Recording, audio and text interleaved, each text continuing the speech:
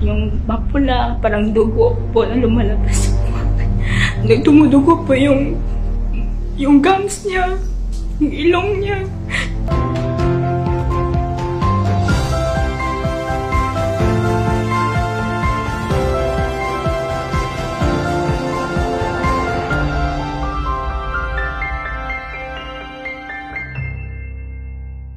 Hello, I'm Maris Tigara, mama po ni Althea Marie Tigara Casas, taga Duhali, Davao del Norte po kami. Bago po nag-start yung sakit niya, may nakita po kaming mga pasa-pasa po sa kanya. Dito po sa legs at saka dito po rin sa kamay niya. Madami po yun. Mga 3 weeks, observe lang po namin yun. Tapos, meron po kong napansin na parang singaw po dito sa labi niya. Yung mapula, parang dugo po na lumalabas. Pagkatapos nun, nagpa-check up po kami. Iba na yung nakikita nila. Lumabas po yung result po. Ang baba daw ng hemoglobin, pati yung platelet, white blood cells. Sa sobrang baba po nun, nagtumudugo po yung gums niya, yung ilong niya. Sabi ko, sa anak ko po. Kailangan daw nilang kumuha ng bone marrow sample dito sa likod niya. Naisip ko, kung gaano po yung kasakit. Sabi ng doktor, hindi po daw nagre-response yung sample ng bone marrow niya. Umabot po na din po sa time na nagkuhan po yung platelet niya. 2 mata niya is dumugo na rin. Sabi ko, mamatay na ba anak ko? Sabi ko na lumag muna. Ang dami ko pa kasi plano pala sa kanya. Kung pwede lang po, Lord, humirap pa ng isang pang buhay. Gagawin ko po kahit kalahati ng buhay ko, ibigay ko po sa kanya. Nung time na kasi na yun, wala pong available na blood platelet. 9 bags yung kailangan niya. Hindi na po siya nakakain ng kanin. Sabaw-sabaw lang. Yung prutas niya, naka-blend na rin po. Kasi bawal pa sa kanya yung matitigas na pagkain. Puro lang po gatas yung laman ng tiyan niya. Sabi niya, Mama, nagugutom na ako. Paano ko ba ibigay yung pagkain na gusto mo? Hindi naman pwede.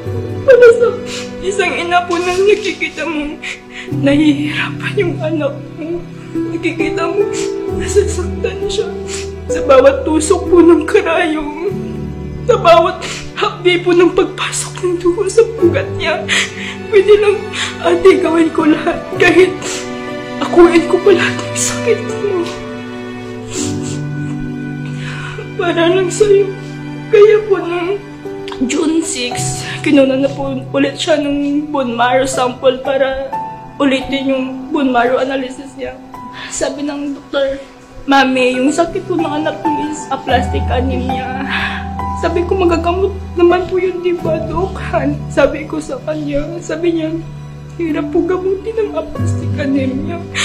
Kasi kung walang bone marrow transplant, hindi mo yun magagawa. Kailangan po niyong mag-ipon ng 1.5 to 2 million po para sa bone marrow transplant. At wala naman po kaming ganun kalaki na pera. Nasa 60 to 70% lang po para gumaling siya. Undergo to chemo din po. Kaya po, binenta po namin yung lupa namin para makabili ng gamot na yun.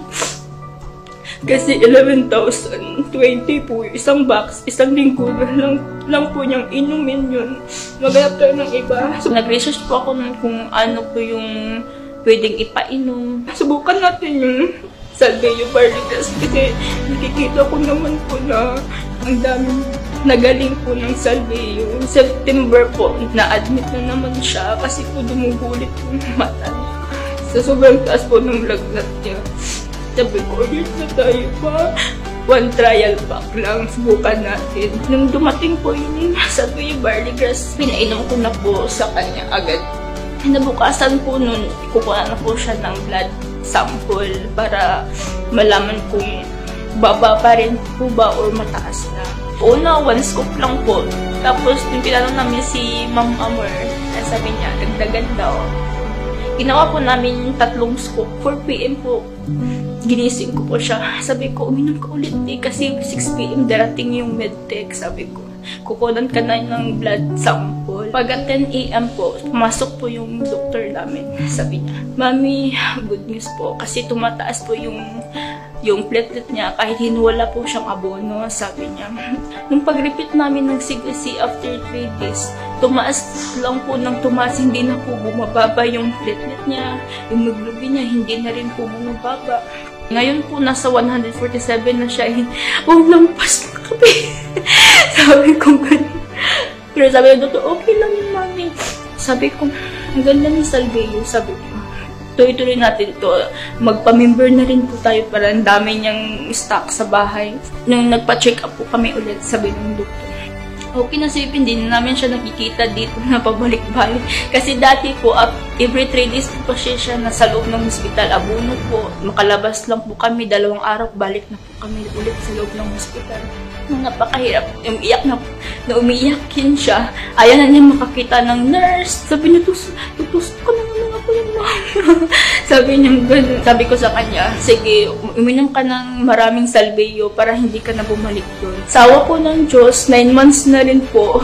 Ngayon po, hindi na po kami pabalik-balik sa hospital. Tumas na rin po yung death niya. 4 na lang yung kulang para maging normal siya. Na, hapit na yun. Kunti na lang. More Salveyo pa. Nagpapasalamat po ako kay Salveyo at kay God na gumaling po si baby ko. Kaya sabi ko, sana hindi magkapatotoo yung sinabi ng doktor na lifetime siya magkaganito. Kasi ang hirap po makikita mong pabalik-balik ang anak mo sa loob ng hospital. Kaya laking tulong po ni Salveyo po sa amin. Laking pasasalamat po namin doon kay Salveyo. Sa kay God po.